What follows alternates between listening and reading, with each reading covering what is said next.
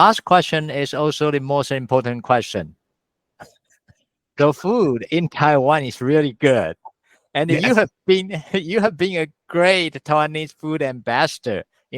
A photo you posted on social media of you eating mango ice in Taipei earlier this year was picked up by a Taiwanese newspaper, and with headline saying cold weather does not stop Harvard professor from having mango ice. So therefore, the last question I would like to ask you is that could you recommend 3 must-eat foods to people visiting Taiwan for the first time?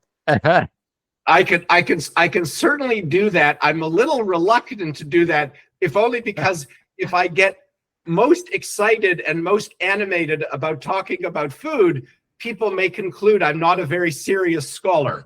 If I find the most interesting question to be about food. So let me assure your viewers that I try to take my scholarship seriously, but I am a great lover of food. I should also point out that I'm an accidental ambassador of Taiwanese food. It's one of my favorite things to do in Taiwan is to eat a mango ice. And so I posted it on social media. I certainly didn't think it was going to be a national news story. Yeah.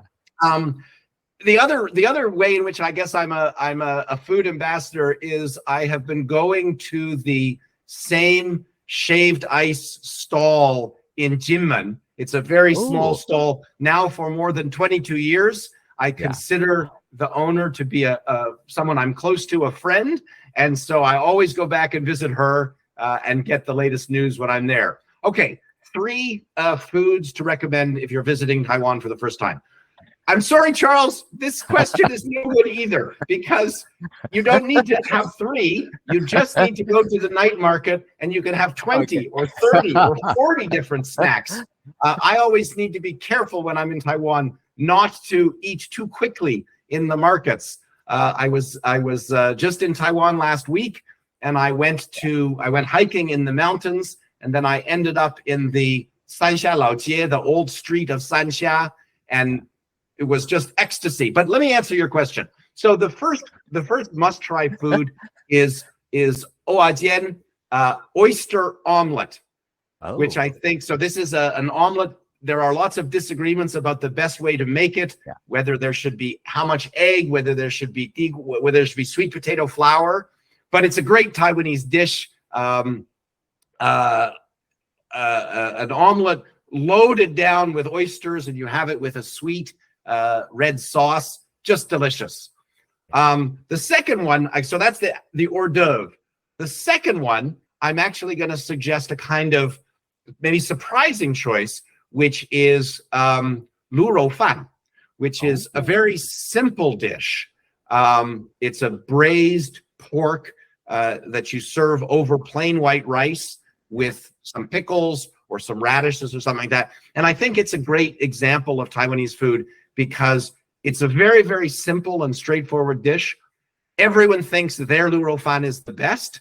So there's lots of arguments about how to make it. It's a little bit like a traditional meat sauce, a bolognese sauce in Italian cooking.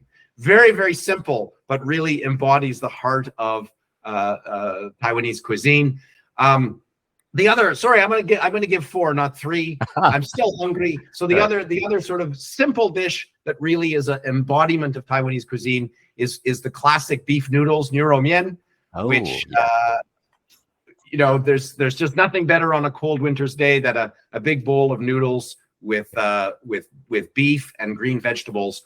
And then the final one, I have to go back to my old standby, which is shaved ice with mango, with red bean, with taro, with gelatin.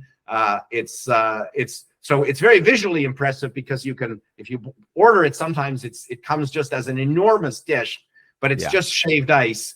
So it's not actually that it doesn't have that many calories, but shaved ice with mango and then sweetened condensed milk on top, just the best way to end a Taiwanese meal. I'm so hungry and homesick right now. OK， As I said, I worry that I don't want my interest in Taiwanese food to overshadow my reputation as a scholar. But yeah. you can. That's maybe the other thing Americans should know about Taiwan is it's a food paradise.